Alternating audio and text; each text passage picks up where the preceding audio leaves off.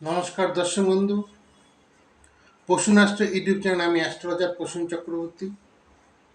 আজ আপনাদের সামনে একটি নতুন বিষয় নিয়ে আলোচনা করব। আলোচনা শুরু করার আগে আপনাদের সবাইকে বলবো, এখনও যারা আমার চ্যানেলটিকে লাইক, শেয়ার, সাবস্ক্রাইব করেননি তারা অতি অবশ্যই লাইক, শেয়ার, সাবস্ক্রাইব করে দিন, যাতে নিত্য নতুন ভিডিও আমি আপনাদের সামনে আনতে পারি এবং আপনারা সবার আগে পান। দর্শক বন্ধু, আজকে আলোচনার বিষয়টি একটু ভিন্ন রকম। বিষয়টি হলো, আপনারা সকলেই জানেন যে 27টি নক্ষত্র আমাদের আছে, অর্থাৎ জ্যোতিষশাস্ত্রে 27টি নক্ষত্র আছে, আর 9টি গ্রহ এই 27টি নক্ষত্রের মধ্যে বিরাজমান। অর্থাৎ এক একটি গ্রহ 3টি করে নক্ষত্রের মালিক। তাহলে এবং নক্ষত্র অনুযায়ী জেনে নিন আপনার লাকি স্টোন বা জন্মরত্ন কি, যা আপনাকে আপনার সাফল্য শিখরে পৌঁছে দেবে। যে ধরুন অশ্বিনী, মঘা, মূলা, অর্থাৎ 1, 19 এবং 10। এই যে 1, 10, 19 অর্থাৎ অশ্বিনী, মঘা, মূলা, এই নক্ষত্রের অধীন হচ্ছে কেতু গ্রহ। অর্থাৎ এই নক্ষত্রে যারা জন্মেছেন তারা অতি অবশ্যই ক্যাটসাই পড়ুন, যা আপনাকে আপনার উন্নতির শিখরে পৌঁছে দেবে। ভরণী, পূর্ব ফাল্গুনী, পূর্বষাঢ়া অর্থাৎ 2, 11, 20 এই নক্ষত্রটি শুক্র গ্রহের অধীন।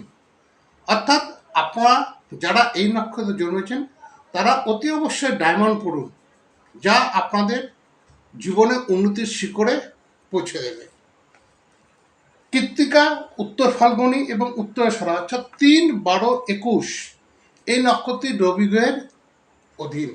অর্থাৎ আপনারা যারা কৃত্তিকা, উত্তর ফাল্গুনী ও উত্তরাষাঢ়া নক্ষত্রে জন্মেছেন তারা চুনি পড়ুন, আপনার মান, যশ, প্রতিপত্তি সবই কিন্তু আপনি পেয়ে যাবেন এবং আপনি সাফল্যের শিখরে পৌঁছবেন। রোহিণী, হস্তা, শোভনা অর্থাৎ 4, 12, 22 এই নক্ষত্র হচ্ছে চন্দ্রের অধীন। অর্থাৎ আপনারা যারা এই নক্ষত্রে জন্মেছেন তারা মুক্ত পড়ুন। এই মুক্ত আপনাদের কিন্তু উন্নতির শিখরে রাস্তা দেখাবে এবং উন্নতি করবে, জীবনে আপনারা প্রতিষ্ঠা পাবেন। মৃগশিরা, চিত্তা, ধনিষ্ঠা অর্থাৎ 5, 14, 23 নম্বর নক্ষত্র মঙ্গল গ্রহের অধীন। অর্থাৎ রেড কালার রক্তবল আপনারা অতি অবশ্যই ধারণ করুন, আপনাদের জীবনের সব কিছু বা উন্নতির শিখরে কিন্তু পৌঁছে দেবে। আদ্রা, সাথী, শতবিশা অর্থাৎ 6, 15, 24 রাহু গ্রহের অধীন। অর্থাৎ আপনারা যেসব জাতক জাতিকারা আদ্রা, সাথী, শতবিশা নক্ষত্রে জন্মেছেন তারা গোমেদ পড়ুন, আপনাদের জীবনের আকাঙ্ক্ষিত ফল বা উন্নতির জন্য কিন্তু গোমেদ খুবই দরকার। গোমেদ আপনারা পড়ুন। পূর্ণবসু, বিশাখা, পূর্ব ভাদ্রপদ অর্থাৎ 7, 16, 25 বৃহস্পতি গ্রহের অধীন।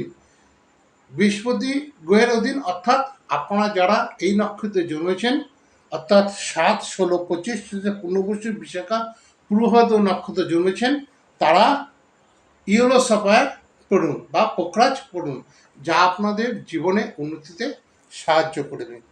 পুষ্যা, অনুরাধা, উত্তর ভাদ্রপদ অর্থাৎ 8, 17, 26 শনি গ্রহের অধীন। অর্থাৎ যারা পুষ্যা, অনুরাধা এবং উত্তর ভাদ্রপদ নক্ষত্রে জন্মেছেন যেসব জাতক জাতিকারা তারা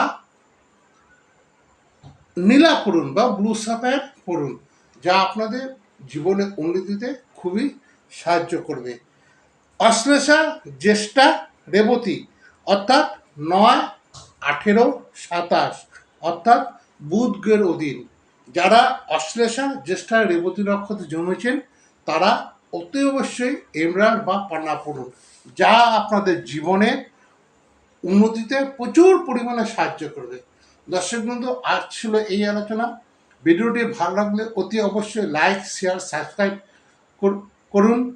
আমার চ্যানেল পশুনাস্ট্র ইউটিউব চ্যানেলটিকে এখনও যারা লাইক, শেয়ার, সাবস্ক্রাইব করেননি তারা অতি অবশ্যই লাইক, শেয়ার, সাবস্ক্রাইব করুন। যাতে নিত্য নতুন ভিডিও আমি আপনাদের সামনে আনতে পারি। নমস্কার, সবাই ভালো থাকবেন।